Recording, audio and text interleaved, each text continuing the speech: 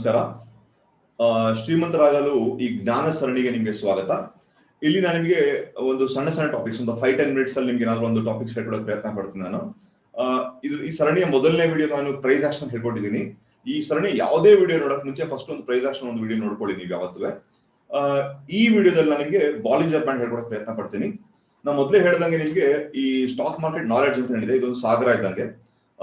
ಎಲ್ಲಾನು ನಾನೀಗ 5-10 ನಿಮಿಷದಲ್ಲಿ ಹೇಳ್ಕೊಡಕ್ ಆಗಲ್ಲ. ಬಟ್ ನನ್ನ ಡೈಲಿ ವಿಡಿಯೋಸ್ ನೋಡ್ತಾ ಇದೀರಾ, ಡೈಲಿ ಅನಾಲಿಸಿಸ್ ಏನ್ ನೋಡ್ತಾ ಇದೀರಾ, ದೈನಿತ್ಯದ ವಿಶ್ಲೇಷಣೆ, ಅದನ್ನ ನೋಡೋಕ್ಕೋಸ್ಕರ ಕೆಲವರಿಗೆ ಅರ್ಥ ಆಗದೆ ಇರಬಹುದು. ಅದಕ್ಕೋಸ್ಕರ ನಿಮ್ಗೆ ಸ್ವಲ್ಪ ನಾನು ಏನ್ ಹೇಳ್ತೀನಿ ಅಂತ ನಿಮ್ಗೆ ಗೊತ್ತಾಗೋಸ್ಕರ ಈ ಒಂದು ವಿಡಿಯೋ ಮಾಡ್ತಾ ಇದೀನಿ.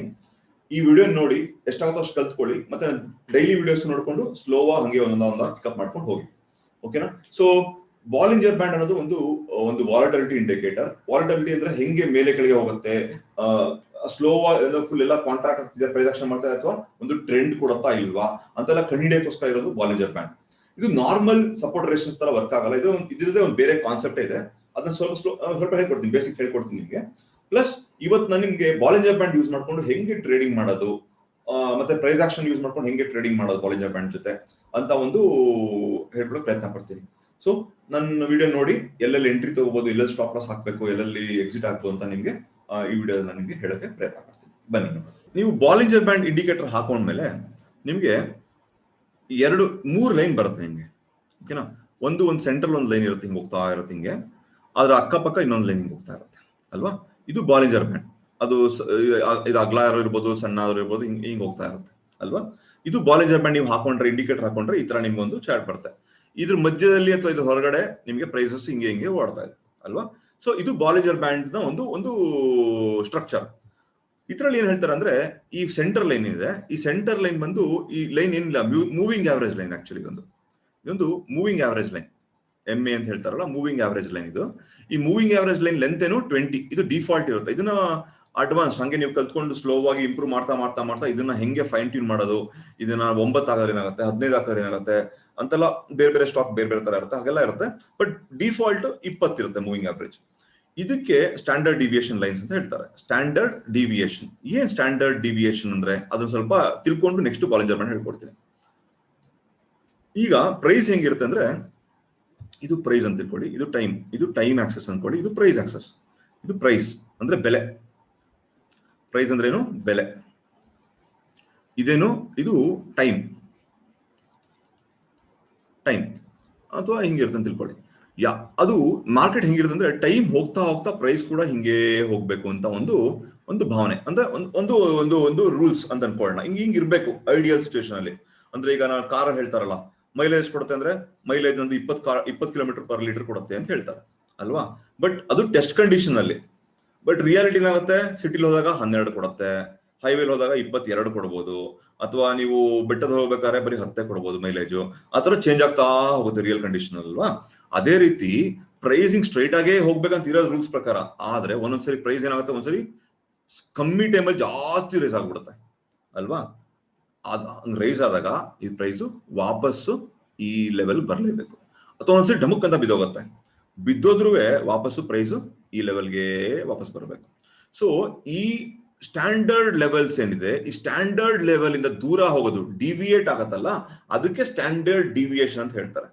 ಸೊ ಸ್ಟ್ಯಾಂಡರ್ಡ್ ಡಿವಿಯೇಷನ್ ಅಂದ್ರೆ ಈ ಸ್ಟ್ಯಾಂಡರ್ಡ್ ಇಂದ ದೂರ ಹೋಗೋಕೆ ಡಿವಿಯೇಷನ್ ಅಂತಾರೆ. ಆ ಡಿವಿಯೇಷನ್ ಆದ್ರೆ ವಾಪಸ್ ಪ್ರೈಸು ಸ್ಟ್ಯಾಂಡರ್ಡ್ಗೆ ವಾಪಸ್ ಬರಬೇಕು ಅಂತ ಒಂದು ರೂಲ್ಸ್. ಅದೇ ತರ ಆಗತ್ತೆ ಯಾವಾಗ್ಲೂ. ಸೊ ಡಿವಿಯೇಷನ್ ಆದ್ರೆ ವಾಪಸ್ ಪ್ರೈಸು ಅದೇ ಲೆವೆಲ್ ವಾಪಸ್ ಬರಬೇಕು ಅಂತ ಒಂದು ರೂಲ್ಸ್ ಮಾರ್ಕೆಟ್ ಅಲ್ಲಿ ಆತರ ಆಗತ್ತೆ. ಅದಕ್ಕೋಸ್ಕರನೇ ನಮ್ಗೆ ಬಾಲಿಂಜರ್ ಬ್ಯಾಂಡ್ ಇದು ಹೆಲ್ಪ್ ಆಗುತ್ತೆ. ಹೆಂಗೆ ಬಾಲಿಂಜರ್ ಬ್ಯಾಂಡ್ ಹೆಲ್ಪ್ ಆಗುತ್ತೆ? ನಾನು ಏನ್ ಹೇಳಿದೆ, ಒಂದು ಸ್ಟ್ಯಾಂಡರ್ಡ್ ಲೈನ್ ಇರುತ್ತೆ, ಒಂದು ಮೂವಿಂಗ್ ಆವರೇಜ್ ಲೈನ್ ಇರುತ್ತೆ, ಅಕ್ಕಪಕ್ಕ ಇರೋದು ಡಿವಿಯೇಷನ್ ಲೈನ್. ಈ ಸ್ಟ್ಯಾಂಡರ್ಡ್ ಡಿವಿಯೇಷನ್ ಲೈನ್ ಹತ್ತಾನು ಇರ್ಬೋದು, ದೂರ ಆದ್ರೂ ಹೋಗ್ಬೋದು ಅಲ್ವಾ? ಹಿಂಗೆಲ್ಲ ಇರ್ಬೋದು. ಸ್ಟ್ಯಾಂಡರ್ಡ್ ಡಿವಿಯೇಷನ್ ಲೈನ್ ಹತ್ರ ಆದ್ರೂ ಇನ್ನೊಂದು ಹಿಂಗೆ ಹೋಗ್ಬೋದು. ಅಕಸ್ಮಾತ್ ಏನಾದ್ರು ಪ್ರೈಸು ಇದ್ರದ್ದು ಹತ್ರ ಹೊರಟೋದ್ರೆ, ಅಂದ್ರೆ ಡಿವಿಯೇಷನ್ ಹತ್ರ ಹೊರಟೋದ್ರೆ ಇದು ವಾಪಸ್ಸು ಇಲ್ಲಿಗೆ ಬರಬೇಕು ಅಂತ ಒಂದು ರೂಲ್ಸ್. ಅಕಸ್ಮಾತ್ ಏನಾದ್ರು ಇದ್ರ ಹತ್ರ ಬಂದ್ರೆ ಪ್ರೈಸು ವಾಪಸ್ಸು ಇಲ್ಲಿಗೆ ಹೋಗ್ಬೇಕು ಅಂತ ಒಂದು ರೂಲ್ಸ್. ಅದಕ್ಕೋಸ್ಕರನೇ ನಾವು ಇಲ್ಲಿಂದ ಬಂದ್ರೆ ಇಲ್ಲಿ ತನಕ ಕೊಂಡ್ಕೊಳಕ್ಕೆ, ಇಲ್ಲಿಂದ ಇಲ್ಲಿಗೆ ಬೈ ಮಾಡಕ್ ಟ್ರೈ ಮಾಡ್ತೀವಿ, ಇಲ್ಲಿಂದ ಇಲ್ಲಿಗೆ ಸೆಲ್ ಮಾಡಕ್ ಟ್ರೈ ಮಾಡ್ತೀವಿ. ಓಕೆನಾ? ಒಂದೊಂದ್ಸರಿ ಪ್ರೈಸ್ ಇದು ಹೊರಗಡೆನೂ ಹೋಗ್ಬೋದು. ಅದ್ರ ಅರ್ಥ ಡಿವಿಯೇಷನ್ ಇನ್ನೂ ದೊಡ್ಡದಾಗತ್ತೆ ಅಂತ ಅರ್ಥ. ಅಕಸ್ಮಾತ್ ಏನಾದ್ರು ಹೊರಗಡೆ ಹೊಟ್ಟೋದ್ರೆ ಡಿವಿಯೇಷನ್ ಇನ್ನೂ ದೊಡ್ಡದಾಗತ್ತೆ ಅಂತ ಅರ್ಥ. ಸೊ ಇಲ್ಲಿ ಕೂಡ ನಾನು ನನ್ನ ಟ್ರೇಡ್ಗಳನ್ನ ತಗೋಬಹುದು. ಇಲ್ಲಿಂದ ವಾಪಸ್ ಹಿಂಗ್ ಹೋಗಿ ಮತ್ತೆ ಯಾವುದೋ ಒಂದು ಲೆವೆಲ್ ನಾನು ವಾಪಸ್ ಇಲ್ಲಿಗೆ ಬರಕ್ಕೆ ನಾನು ಪ್ರಯತ್ನ ಪಡ್ತೀನಿ. ಸೊ ಈ ಒಂದು ಕಾನ್ಸೆಪ್ಟ್ ಇಟ್ಕೊಂಡು ಎಲ್ಲೆಲ್ಲಿ ಎಂಟ್ರಿ ತಗೋಬೇಕು ಅಂತ ನೋಡೋಣ ಈಗ. ಓಕೆನಾ? ಇದು ಸಿಂಪಲ್ ಆಗಿ ಹೇಳ್ಕೊಡ್ತೀನಿ, ತುಂಬಾ ಡೀಟೇಲ್ ಆಗಿ ಹೇಳ್ಕೊಡಕ್ ಆಗಲ್ಲ ನಾನು ಯೂಟ್ಯೂಬ್ ವಿಡಿಯೋದಲ್ಲಿ, ಬಟ್ ನಾನು ಟ್ರೈ ಮಾಡ್ತೀನಿ, ಎಷ್ಟಾಗುತ್ತೋ ಹೇಳ್ಕೊಡಕ್ ಟ್ರೈ ಮಾಡ್ತೀನಿ. ಇದು ಇಷ್ಟಿಟ್ಕೊಂಡು ನೀವು ನನ್ನ ಡೈಲಿ ವಿಡಿಯೋ ನೋಡ್ಕೊಂಡು ನೀವು ಟ್ರೇಡ್ ಮಾಡಬಹುದು. ಓಕೆನಾ? ಸೊ ಈಗ ಇನ್ನೊಂದೇನಿದೆ, ನನ್ನ ಪ್ರೈಸ್ ಆಕ್ಷನ್ ವಿಡಿಯೋ ಮುಂಚೆ ನೋಡಿ ಅಂತ ಹೇಳಿದ್ದೀನಿ ನಾನು ನಿಮ್ಗೆ, ಅದು ತುಂಬಾ ಇಂಪಾರ್ಟೆಂಟ್. ಅಕಸ್ಮಾತ್ ಏನಾದ್ರೂ ಒಂದು ಗ್ರೀನ್ ಕ್ಯಾಂಡಲ್ ಇಲ್ಲಿ ನಿಮಗೆ ಒಂದು ಕ್ಲೋಸ್ ಕೊಡ್ತೀನಿ ತಿಳ್ಕೊಳ್ಳಿ. ಗ್ರೀನ್ ಕ್ಯಾಂಡಲ್ ಇಲ್ಲೊಂದು ಕ್ಲೋಸ್ ಕೊಡ್ತು. ಈ ಗ್ರೀನ್ ಕ್ಯಾಂಡಲ್ ಕ್ಲೋಸ್ ಅರ್ಥ ಸ್ಟ್ಯಾಂಡರ್ಡ್ ಡಿವಿಯೇಷನ್ ಇಂದ ಒಳಗ್ ಕ್ಲೋಸ್ ಆಗಿದೆ ಅಂತ ಅರ್ಥ. ಹಿಂಗ್ ಒಳಗ್ ಕ್ಲೋಸ್ ಆಗಿದೆ ಅರ್ಥ ಅಂದ್ರೆ ಇದರ ಹೈ ಏನಿದೆ, ಇದರ ಟಾಪ್, ಇದರ ಹೈ ಅಂತ ಹೇಳ್ತಾರೆ. ಇಲ್ಲಿ ನೀವು ಬೈ ಮಾಡಬಹುದು, ಬೈ ಮಾಡಿ ಬಿಡ್ಬೇಕು. ಸ್ಟಾಪ್ ಲಾಸ್ ಏನು ಇದೇ ಸ್ಟಾಪ್ ಲಾಸ್ ನಿಮ್ಗೆ, ಆ ಕ್ಯಾಂಡಲ್ ನ ಲೋನೇ ಸ್ಟಾಪ್ ಲಾಸ್ ನಿಮ್ಗೆ. ಆಯ್ತಾ? ಈ ತರ ಬೈ ಮಾಡಿ ಇದ್ರ ಕೆಳಗಿಂದೇ ಸ್ಟಾಪ್ ಲಾಸ್ ಹಾಕೊಂಡು ಬಿಟ್ಬಿಡ್ಬೇಕು. ಯಾಕೆ ಹಿಂಗ್ ಬಿಡ್ಬೇಕು? ನಾ ಏನ್ ಹೇಳಿದೀನಿ, ಸ್ಟ್ಯಾಂಡರ್ಡ್ ಡಿವಿಯೇಷನ್ ಅರ್ಥ ಪ್ರಕಾರ ಏನು, ಅಕಸ್ಮಾತ್ ಏನಾದ್ರೂ ಡಿವಿಯೇಷನ್ ಅಂದ್ರೆ ಈ ಮೀನ್ ಅಂತ ಹೇಳ್ತಾರಲ್ಲ, ಅಂದ್ರೆ ಮೂವಿಂಗ್ ಆವರೇಜ್ ಮೀನ್ ಸೆಂಟರ್ ಅಂತ ಹೇಳ್ತಾರಲ್ಲ, ಆವರೇಜ್, ಅದರಿಂದ ಆಲ್ರೆಡಿ ಡಿವಿಯೇಷನ್ ಆಗಿ ಇಲ್ಲಿ ಬಂದ್ಬಿಟ್ಟಿದೆ. ಮತ್ ವಾಪಸ್ ಒಳಗಡೆ ಅಂದ್ರೆ ಈ ಡಿವಿಯೇಷನ್ ಇಂದ ಒಳಗಡೆ ಕ್ಲೋಸ್ ಆಗಿದ್ರೆ ಅರ್ಥ ಇಲ್ಲಿಂದ ಇದು ವಾಪಸ್ ಇಲ್ಲಿ ತನಕ ಹೋಗ್ಲೇಬೇಕು ಅಂತ ಅರ್ಥ, ಅಂದ್ರೆ ಹೋಗಬಹುದು ಅಂತಾನು ಅರ್ಥ ಅನ್ಕೋಬೇಡಿ. ಸೊ ಇಲ್ಲಿಂದ ಇಲ್ಲಿ ತನಕ ಬರಕ್ಕೆ ನಿಮ್ಗೆ ಗೊತ್ತಾಗುತ್ತೆ ಅಲ್ವಾ, ಇಲ್ಲಿಂದ ಇಲ್ಲಿ ಬೈ ಹಾಕ್ಬೋದು ನೀವು. ಅಕಸ್ಮಾತ್ ಇಲ್ಲಿ ಬಂದ ಮೇಲೆ ಮಾರ್ಕೆಟ್ ಈ ತರ ಕ್ಲೋಸ್ ಆಯ್ತು ಅಂತ ತಿಳ್ಕೊಳ್ಳಿ. ಪಾಸಿಬಿಲಿಟಿ ಏನು, ಒಂದು ಗ್ರೀನ್ ಮೊಮೆಂಟಮ್ ಕ್ಯಾಂಡಲ್ ಮಾಡ್ಬೋದು ಇಲ್ಲಿ, ಅಥವಾ ಒಂದು ರೆಡ್ ಮೊಮೆಂಟಮ್ ಕ್ಯಾಂಡಲ್ ಮಾಡ್ಬೋದು, ಅಥವಾ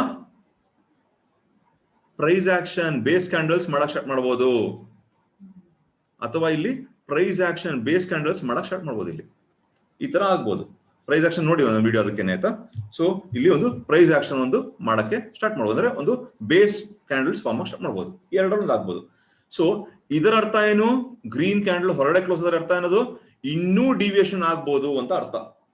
ಆಯ್ತಾ? ಡಿವಿಯೇಷನ್ ಇಲ್ಲಿ ಬೈ ಮಾಡಿದ್ರೆ ನೀವು ಇನ್ನೂ ಕಂಟಿನ್ಯೂ ಮಾಡ್ಕೋಬಹುದು. ಎಲ್ಲಿ ತನಕ? ನಿಮಗೆ ಒಳಗಡೆ ಈ ತರ ಒಂದು ರೆಡ್ ಕ್ಯಾಂಡಲ್ ಕ್ಲೋಸ್ ಆಗೋ ತನಕ, ಈ ತರ ಒಳಗಡೆ ಒಂದು ರೆಡ್ ಕ್ಯಾಂಡಲ್ ಕ್ಲೋಸ್ ಆಗೋ ತನಕ ನೀವು ಇಲ್ಲಿ ಈ ಬೈನ ನೀವು ಕಂಟಿನ್ಯೂ ಮಾಡ್ಕೋಬಹುದು. ಓಕೆ? ಅಕಸ್ಮಾತ್ ಇಲ್ಲಿ ಒಂದು ರೆಡ್ ಕ್ಯಾಂಡಲ್ ಕ್ಲೋಸ್ ಆಯ್ತು, ಅದ್ರ ಅರ್ಥ ಏನದು, ಇದರ ಲೋ ಗೆ ಸೆಲ್ ಮಾಡಿ ಇದನ್ನ ಸ್ಟಾಪ್ ಲಾಸ್ ಹಾಕೊಂಡು ನೀವು ಮತ್ತೆ ಇಲ್ಲಿಂದ ಇಲ್ಲಿ ತನಕ ಬರೋ ತನಕ ನೀವು ವಾಪಸ್ಸು ಸೆಲ್ ಆರ್ಡರ್ ತಗೋಬಹುದು. ಇಲ್ಲಿ ನೀವು ಬೈ ಆರ್ಡರ್ ತಗೊಂಡಿದ್ದೀರಾ, ಇಲ್ಲಿ ನೀವು ಸೆಲ್ ಆರ್ಡರ್ ತಗೊಂಡಿದ್ದೀರಾ. ಸೊ ಈ ಬೈ ಆರ್ಡರ್ಗೆ ಎಕ್ಸಿಟ್ ಈ ರೆಡ್ ಕ್ಯಾಂಡಲ್ ಒಳಗೆ ಕ್ಲೋಸ್ ಆಗಿರೋದು. ಈ ಸೆಲ್ ಆರ್ಡರ್ ನೀವು ಹಾಕಿದ ತಕ್ಷಣ ವಾಪಸ್ ಹಿಂಗ್ ಬರುತ್ತೆ. ಇಲ್ಲಿ ಬಂದ ತಕ್ಷಣ ಅಕಸ್ಮಾತ್ ಏನಾದ್ರು ಇಲ್ಲಿ ಬಂದು ಹಿಂಗ್ ಬಂದು ಒಂದು ಗ್ರೀನ್ ಕ್ಯಾಂಡಲ್ ಒಂದು ಬಂದ್ಬಿಟ್ರೆ ನಿಮ್ಗೆ ಇಲ್ಲಿ ಈ ಸೆಲ್ ಆರ್ಡರ್ ನೀವು ಎಕ್ಸಿಟ್ ಮಾಡ್ಬಿಡ್ತೀರಾ. ಅಕಸ್ಮಾತ್ ಏನಾದ್ರು ಇಲ್ಲಿ ಬೇಸ್ ಕ್ಯಾಂಡಲ್ಸ್ ಗಳು ಅಂದ್ರೆ ಈ ತರ ಗ್ರೀನ್ ಆಗಿರ್ಬೋದು ಅಥವಾ ರೆಡ್ ಆಗಿರ್ಬೋದು, ಒಂದು ಬೇಸ್ ಕ್ಯಾಂಡಲ್ ಗಳು ಫಾರ್ಮ್ ಆದ್ರೂ ನೀವು ಈ ಲೆವೆಲ್ಗೆ ಇದನ್ನ ನೀವು ಎಕ್ಸಿಟ್ ಮಾಡಬಹುದು. ಯಾಕಂದ್ರೆ ಇಲ್ಲಿ ಒಂದು ರೆಸಿಸ್ಟೆನ್ಸ್ ಬರ್ತಾ ಅಂತ ಅರ್ಥ ಅಲ್ವಾ, ಅಲ್ಲಿ ರೆಸಿಸ್ಟೆನ್ಸ್ ಬರ್ತಾ ಅಂತ ಅರ್ಥ. ಸೊ ಅಕಸ್ಮಾತ್ ಇಲ್ಲಿ ಬಂದು ಈ ತರ ಈ ಲೈನ್ ಗಳಲ್ಲೂ ನಿಮ್ಗೆ ಅಕಸ್ಮಾತ್ ಏನಾದ್ರು ನಿಮ್ಗೆ ಬೇಸ್ ಕ್ಯಾಂಡಲ್ ಫಾರ್ಮ್ ಆದ್ರೂ ಎಕ್ಸಿಟ್ ಮಾಡಿ. ಅಕಸ್ಮಾತ್ ಏನಾದ್ರು ರೆಡ್ ಕ್ಯಾಂಡಲ್ ಬಂದ್ರು ಎಕ್ಸಿಟ್ ಮಾಡಿ. ಗ್ರೀನ್ ಕ್ಯಾಂಡಲ್ ಈ ತರ ಮೊಮೆಂಟಮ್ ಕ್ಯಾಂಡಲ್ ಹೊರಗಡೆ ಕ್ಲೋಸ್ ಆದ್ರೆ ನಿಮ್ಮ ಬೈ ಆರ್ಡರ್ ನ ಕಂಟಿನ್ಯೂ ಮಾಡ್ಕೊಳ್ಳಿ ಅಂಟಿಲ್ ನಿಮ್ಗೆ ಈ ತರ ಒಂದು ರೆಡ್ ಕ್ಯಾಂಡಲ್ ಒಳಗೆ ಕ್ಲೋಸ್ ಆಗೋ ತನಕ. ಈ ಕಡೆ ಸೆಲ್ ಮಾಡಿದ್ರು ಅಷ್ಟೇನೆ, ಅಂಟಿಲ್ ನಿಮ್ಗೆ ಒಳಗೆ ಹೊರಗಡೆ ಹೋಗಿ ಒಂದು ಗ್ರೀನ್ ಕ್ಯಾಂಡಲ್ ಒಂದು ಒಳಗಡೆ ಕ್ಲೋಸ್ ಆಗೋ ತನಕ ನೋಡುವೆ ನೀವು ಸೆಲ್ ಆರ್ಡರ್ ನ ಕಂಟಿನ್ಯೂ ಮಾಡ್ಬೋದು. ಅಕಸ್ಮಾತ್ ಇಲ್ಲಿ ಸೆಲ್ ಅಲ್ಲಿ ನಿಮ್ಗೆ ಅಕಸ್ಮಾತ್ ಏನಾದ್ರು ಈ ತರ ಒಂದು ದೊಡ್ಡ ಮೊಮೆಂಟಮ್ ಕ್ಯಾಂಡಲ್ ಬಂದಿದ್ರೆ ಈ ಸೆಲ್ ಆರ್ಡರ್ ಕಂಟಿನ್ಯೂ ಮಾಡ್ಕೋಬಹುದು. ನೀವು ಈ ಸೆಲ್ ಆರ್ಡರ್ ಕಂಟಿನ್ಯೂ ಮಾಡಿ ಈ ಗ್ರೀನ್ ಕ್ಲೋಸ್ ಆಗೋ ತನಕ ನೀವು ಅದನ್ನ ನೀವು ಕಂಟಿನ್ಯೂ ಮಾಡ್ಕೋಬಹುದು, ಅಥವಾ ಇದು ಬರೋ ತನಕ. ನೀವು ಇಲ್ಲಿ ಬಂದ ತಕ್ಷಣ ನೀವು ಇಲ್ಲಿ ವಾಪಸ್ ಬೈ ಮಾಡಕ್ ಆಗಲ್ಲ, ಯಾಕಂದ್ರೆ ಇಲ್ಲಿ ನಿಮ್ಗೆ ಒಂದು ಬೈ ಆರ್ಡರ್ ಒಂದು ಮೊಮೆಂಟಮ್ ಅಲ್ಲಿ ಒಂದು ಸಿಗ್ಬೇಕು, ಹಿಂಗೆ ಒಂದು ಕ್ಲೋಸ್ ಸಿಗ್ಬೇಕು. ಒಂದು ಹಂಗ್ ಮಾಡಿದ್ರೆ ನೀವು ಬೈ ಮಾಡಬಹುದು ವಾಪಸ್ಸು. ಓಕೆ, ಇದು ವೆರಿ ವೆರಿ ಇಂಪಾರ್ಟೆಂಟ್ ಕಾನ್ಸೆಪ್ಟ್. ಕೆಲವು ಇದು ಬೈ ಹೇಳಿದೆ, ಎಕ್ಸಿಟ್ ಎಲ್ಲಿ ಅಂತ ಹೇಳಿದೆ, ಸ್ಟಾಪ್ ಲಾಸ್ ಎಲ್ಲಿ ಅಂತ ಹೇಳಿದೆ. ಈಗ ನಿಮ್ಗೆ ಇನ್ನೊಂದು ಇಂಪಾರ್ಟೆಂಟ್ ವಿಷಯ ಏನಂದ್ರೆ, ನಾನ್ ಮಾಡೋದು ಅಕಸ್ಮಾತ್ ಈ ಕ್ಯಾಂಡಲ್ ತುಂಬಾ ದೊಡ್ಡದಿತ್ತು ಅಂತ ತಿಳ್ಕೊಳ್ಳಿ. ಅಂದ್ರೆ ಬ್ಯಾಂಕ್ ನಿಫ್ಟಿಲಿ ಅಕಸ್ಮಾತ್ ಏನಾದ್ರು 150, 170, 200 ಪಾಯಿಂಟ್ ಹಿಂಗೆಲ್ಲ ಹೊಡೋದ್ರೆ ನಿಮ್ಗೆ ಈ ತರ ಆರ್ಡರ್ಗಳನ್ನೇ ಬಿಟ್ಬಿಡಿ, ಈ ತರ ತಗೊಳಕ್ ಹೋಗ್ಬೇಡಿ. ಯಾಕಂದ್ರೆ ದೊಡ್ಡ ಕ್ಯಾಂಡಲ್ ಅದು. ಸ್ಟಾಪ್ ಲಾಸ್ ಹಿಟ್ ಆದ್ರೆ ಏನಾಗುತ್ತೆ, ತುಂಬಾ ದೊಡ್ಡ ಸ್ಟಾಪ್ ಲಾಸ್ ಹಿಟ್ ಆಗುತ್ತೆ ಅಲ್ವಾ. ಅದಕ್ಕೋಸ್ಕರನೇ ಅಕಸ್ಮಾತ್ ದೊಡ್ಡ ಕ್ಯಾಂಡಲ್ ಸಿಕ್ಬಿಟ್ರೆ ಅದನ್ನ ನೀವು ಬಿಟ್ಬಿಡಿ, ಅದ್ರ ಲಾಸ್ ಆಗೋ ಚಾನ್ಸಸ್ ಇರುತ್ತೆ. ಚಿಕ್ಕ ಪುಟ್ಟ ಕ್ಯಾಂಡಲ್ ಅಂದ್ರೆ ಚಿಕ್ಕ ಪುಟ್ಟ ಮೊಮೆಂಟಮ್ ಕ್ಯಾಂಡಲ್ಗಳು ಸಿಕ್ಕಿದ್ರೆ ನಿಮ್ಗೆ ಈ ತರ ಅಂದ್ರೆ ಈ ತರ ಒಂದು 50 ಪಾಯಿಂಟ್ ಒಂದು ಕ್ಯಾಂಡಲ್ ಸ್ಟಾಪ್ ಲಾಸ್ಗೆ ಈ ತರ ಎಲ್ಲ ಸಿಕ್ಕಿದ್ರೆ ನೀವು ಇದನ್ನ ನೋಡ್ಕೊಳ್ಳಿ. ನಿಮ್ಮ ಲಾಸ್ ಎಷ್ಟಾಗುತ್ತೋ ಅದು ನೋಡ್ಕೊಳ್ಳಿ. ಎಷ್ಟೇ ಪಾಯಿಂಟ್ ಇದ್ರು ಇಂಟು 25 ಅಲ್ವಾ, ಅಷ್ಟು ನಿಮ್ಗೆ ಬ್ಯಾಂಕ್ ನಿಫ್ಟಿ ಲಾಸ್ ಆಗುತ್ತೆ. ಸೊ ದೊಡ್ಡ ಕ್ಯಾಂಡಲ್ಗಳು ಅಕಸ್ಮಾತ್ ಎಂಟ್ರಿ ಸಿಕ್ಕಿದ್ರೆ ಅದನ್ನ ಬಿಟ್ಬಿಟ್ಟು ನೀವು ಚಿಕ್ಕ ಕ್ಯಾಂಡಲ್ ಇದ್ರೆ ತಗೊಳ್ಳಿ. ದಿನಕ್ಕೆ ಇಲ್ಲ ಅಂದ್ರೆ ನಿಮ್ಗೆ ಒಂದು 4-5 ಟ್ರೇಡ್ ಸಿಗುತ್ತೆ ಬ್ಯಾಂಕ್ ನಿಫ್ಟಿ ಅಲ್ವಾ? 3-4 ಅಂತೂ ಗ್ಯಾರಂಟಿ ಸಿಗುತ್ತೆ. ಅದ್ರಲ್ಲಿ ನಿಮ್ ಸ್ಟಾಪ್ ಲಾಸ್ ಹಿಟ್ ಆದ್ರೂ ನಿಮ್ಗೆ ಹಿಟ್ ಆಗುತ್ತೆ, ಸ್ಟಾಪ್ ಲಾಸ್ ಹಿಟ್ ಆಗುತ್ತೆ. ಸ್ಟಾಪ್ ಲಾಸ್ ಹಿಟ್ ಆದ್ರೂ ನೀವು end of the day profit ಅಲ್ಲಿ ಇರೋ ಚಾನ್ಸಸ್ ಜಾಸ್ತಿ ಇರುತ್ತೆ. ಓಕೆ, ಅದು ಒಂದು ಕಾನ್ಸೆಪ್ಟ್. ಎಂಟ್ರಿ ಹೇಳಿದೆ, ಒಂದು ಸೀಕ್ರೆಟ್ ಹೇಳಿದೆ. ಏನ್ ಸೀಕ್ರೆಟ್? ದೊಡ್ಡ ಸ್ಟಾಪ್ ಲಾಸ್ ಇದ್ರೆ ಅದು ತಗೊಳಕ್ ಹೋಗ್ಬೇಡಿ ಅಂತ ಹೇಳಿದೆ. ಇನ್ನೊಂದು ಸೀಕ್ರೆಟ್ ಹೇಳ್ತೀನಿ. ಇದೆಲ್ಲ ಬೇಸಿಕ್ಸ್ ಹೇಳ್ಕೊಡ್ತಾ ಇನತ್ತ. ಇನ್ನೊಂದು ಸೀಕ್ರೆಟ್ ಅಂದ್ರೆ, ಅಕಸ್ಮಾತ್ ಏನಾದ್ರು ಬಾಲಿಂಜರ್ ಬ್ಯಾಂಡ್ ಹಿಂಗ್ ಅಗ್ಲ ಇದ್ದು, ಅಂದ್ರೆ ಹಿಂಗ್ ಅಗ್ಲಾಯಿಂದ ಚಿಕ್ಕದಾಗ್ತಾ ಬಂತು ತಿಳ್ಕೊಳ್ಳಿ. ಅಗ್ಲಾಯಿಂದ ಚಿಕ್ಕದಾಗ್ತಾ ಬಂತು ಅಂತ ತಿಳ್ಕೊಳ್ಳಿ. ಹಿಂಗೆ ಈ ತರ ಚಿಕ್ಕದಾಗ್ತಾ ಬಂದ್ರೆ ಈ ತರ ಡಿಸ್ಟೆನ್ಸ್ ನೋಡಿ, ಇದ್ರ ಡಿಸ್ಟೆನ್ಸ್ ನೋಡಿ ಕಮ್ಮಿ ಆಗ್ತಾ ಬಂತಲ್ವಾ ಇಲ್ಲಿ. ಈ ತರ ಟೈಮಲ್ಲಿ ನೀವು ಟ್ರೇಡ್ ಮಾಡಕ್ ಹೋಗ್ಬೇಡಿ. ಯಾಕಂದ್ರೆ ಡಿವಿಯೇಷನ್ ಕಮ್ಮಿ, ಅಂದ್ರೆ ಪಾಯಿಂಟ್ಸ್ ಮೂವ್ಮೆಂಟ್ ಆಗೋ ಜಾಸ್ತಿ ಕಮ್ಮಿ ಇದೆ ಇಲ್ಲಿ ಅಲ್ವಾ. ಅದಕ್ಕೋಸ್ಕರ ಅಗ್ಲ ಕಮ್ಮಿ ಆಗ್ತಾ ಇದ್ರೆ ನೀವು ಅಗ್ಲ ಜಾಸ್ತಿ ಆಗ್ತಾ ಇದ್ದಂಗೆ ಅಕಸ್ಮಾತ್ ನಿಮ್ಗೆ ಎಂಟ್ರಿ ಸಿಕ್ಕಿದ್ರೆ ಆ ಅಗ್ಲ ಆಗ್ತಾರ ಎಂಟ್ರಿಗಳಲ್ಲಿ ನೀವು ಮತ್ತೆ ಟ್ರೇಡ್ ಮಾಡಬಹುದು, ಅಥವಾ ಅಗ್ಲ ಇದ್ದಿದ್ದ ಎಂಟ್ರಿಗಳನ್ನು ನೀವು ಟ್ರೇಡ್ ಮಾಡಬಹುದು. ಇದು second secret. Okay, so Bollinger band ಒಂದು ಮಟ್ಟಕ್ಕೆ ನಿಮ್ಗೆ ಅರ್ಥ ಆಯ್ತು ಅನ್ಕೋತೀನಿ. ಮತ್ತೆ ಈಗ ಒಂದು ಟ್ರೇಡ್ ಇದರಲ್ಲಿ ಒಂದು ಚಾರ್ಟ್ ಅಲ್ಲಿ ಕೂಡ ತೋರ್ಸಕ್ ಟ್ರೈ ಮಾಡ್ತೀನಿ, ಯಾಕಂದ್ರೆ ತೋರಿಸಿದ್ರೆ ನಿಮ್ಗೊಂದು ಕಾನ್ಫಿಡೆನ್ಸ್ ಬರುತ್ತೆ. ಈಗ ಇದು ಬ್ಯಾಂಕ್ ನಿಫ್ಟಿ ನೋಡ್ತಾ ಇದ್ದೀರಾ, ಇದನ್ನ ತೆಗೆದು ಬಿಡ್ತೀನಿ. ಇದನ್ನ ಡೈಲಿ ವಿಶ್ಲೇಷಣೆಗೋಸ್ಕರ ಮಾಡಿರಂತ ಇದು. ಈಗ ನೋಡಿದ್ರೆ ಈ ತರ ಹಾಕೊಂಡಿದೀನಿ ನೋಡಿ. ಇಲ್ಲಿ ನೋಡಿ, ಸುಮ್ಮನೆ ಇಲ್ಲಿ ಯಾವತ್ತೋ ನೆನ್ನೆ ತಗೋತಾ ಇದೀನಿ ಅಷ್ಟೇ, ಆಯ್ತಾ? ನೋಡಿ, ಈ ಪಾಯಿಂಟ್ ಅಲ್ಲಿ ರೆಡ್ ಕ್ಲೋಸ್ ಆಯ್ತು ಹೊರಗೆ. ಇಲ್ಲಿ ಈ ಕ್ಯಾಂಡಲ್ ರೆಡ್ ಕ್ಲೋಸ್ ಆಯ್ತು. ಇಲ್ಲಿ ನಾನು ಮಾರಾಟ ಮಾಡಬಹುದಾಯ್ತು. ಇದರ ಲೋಗೆ ನಾ ಮಾರಾಟ ಅಂದ್ರೆ ಹೊರಗಡೆ ಕ್ಲೋಸ್ ಆಗಿದೆ. ಹೊರಗಡೆ ಕ್ಲೋಸ್ ಅಂದ್ರೆ ಇನ್ನೂ ಜಾಸ್ತಿ ಡಿವಿಯೇಷನ್ ಆಗುತ್ತೆ ಅಂತ ಅರ್ಥ. ಸೊ ಇದ್ರ ಕೆಳಗೆ ನಾನು ಕ್ಲೋಸ್ ಸೆಲ್ ಮಾಡಬಹುದಾಯ್ತು. ಅದು ತುಂಬಾ ದೊಡ್ಡ ಕ್ಯಾಂಡಲ್, ಅದಕ್ಕೆ ಈ ಟ್ರೇಡ್ ನ ಬಿಟ್ಬಿಡ್ತೀನಿ ನಾನು. ಅದಾದ ತಕ್ಷಣ ಇಲ್ಲಿ ಒಳಗಡೆ ಮತ್ತೆ ಒಂದು ಗ್ರೀನ್ ಕ್ಯಾಂಡಲ್ ಕ್ಲೋಸ್ ಆಯ್ತು, ಇಲ್ಲಿ ಕಾಣಿಸುತ್ತಲ್ವಾ? ಸೊ ಇದರ ಹೈಗೆ ನಾ ಬೈ ಮಾಡ್ತೀನಿ, ಇದರ ಲೋನ ಸ್ಟಾಪ್ ಲಾಸ್ ಇಟ್ಕೋತೀನಿ. ನಂಗೆ ಇಲ್ಲಿಂದ ಇಲ್ಲಿ ತನಕ ಬಂತು. ಈ ಪಾಯಿಂಟ್ ಅಲ್ಲಿ ನಂಗೆ ಮತ್ತೆ ಇಲ್ಲೊಂದು ಬೇಸ್ ಕ್ಯಾಂಡಲ್ ಫಾರ್ಮ್ ಆಗುತ್ತೆ. ಆ ತಕ್ಷಣ ಏನ್ ಬೈ ಇದೆ ಅದು ನಾನು ಮತ್ತೆ ಕ್ಲೋಸ್ ಮಾಡ್ಬಿಡ್ತೀನಿ. ನಾನು ಅಂದ್ರೆ ಬೈ ಆರ್ಡರ್ನ ಎಕ್ಸಿಟ್ ಮಾಡ್ತೀನಿ, ಪ್ರಾಫಿಟ್ ಬುಕ್ ಮಾಡ್ಕೊಂಡು. ಮತ್ತೆ ಇಲ್ಲಿ ನೋಡಿ, ಇಲ್ಲಿ ಗ್ರೀನ್ ಕ್ಯಾಂಡಲ್ ಒಂದು ಕ್ಲೋಸ್ ಆಗುತ್ತೆ. ಸೊ ಇದ್ರ ಕೆಳಗಡೆ ನಾನು ಮತ್ತೆ ಸೆಲ್ ಮಾಡ್ತೀನಿ. ಸೆಲ್ ಮಾಡಿದ್ರೆ ವಾಪಸ್ ಇಲ್ಲಿ ತನಕ ನಂಗೆ ಸೆಲ್ ಸಿಕ್ತು. ಮತ್ತೆ ಕ್ಲೋಸ್ ಬಂದು ಒಳಗಡೆ ಆಯ್ತು ಗ್ರೀನ್ ಕ್ಯಾಂಡಲ್. ಮತ್ತೆ ಇದ್ರ ಟಾಪ್ ಮೇಲೆ ಮತ್ತೆ ಬೈ ಮಾಡ್ತೀನಿ.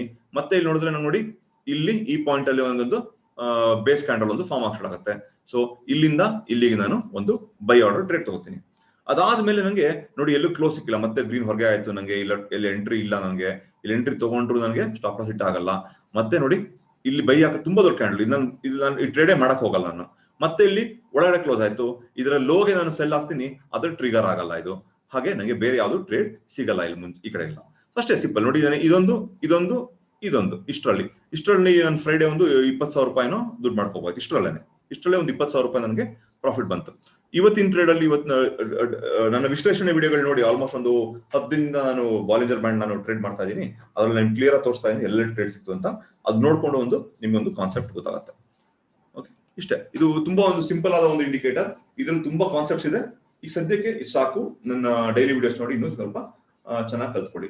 ಸ್ಟಾಪ್ ಲಾಸ್ ಹಾಕೋದು ಮರಿಬೇಡಿ. ಸ್ಟಾಪ್ ಲಾಸ್ ಹಿಟ್ ಆದ್ರೆ ಪರವಾಗಿಲ್ಲ, ಫುಲ್ ಸ್ಟಾಕ್ ಮಾರ್ಕೆಟ್ ಗೇಮೇ ಎಷ್ಟು. ಚಿಕ್ಕ ಸ್ಟಾಪ್ ಲಾಸ್ ತಗೋಬೇಕು, ದೊಡ್ಡ ಪ್ರಾಫಿಟ್ ಹುಡುಕೋಕೆ ಟ್ರೈ ಮಾಡಬೇಕು. ಸ್ಟಾಪ್ ಲಾಸ್ ಹಿಟ್ ಆದ್ರೂ ಪರವಾಗಿಲ್ಲ, ನೀವು over all end of the day profit ಇರೋ ಚಾನ್ಸಸ್ ಜಾಸ್ತಿ ಇರುತ್ತೆ. ಓಕೆನಾ? ಓಕೆ, ಹೀಗೆ ನೋಡ್ತಾ ಇರೋಣ. ಬಾಯ್.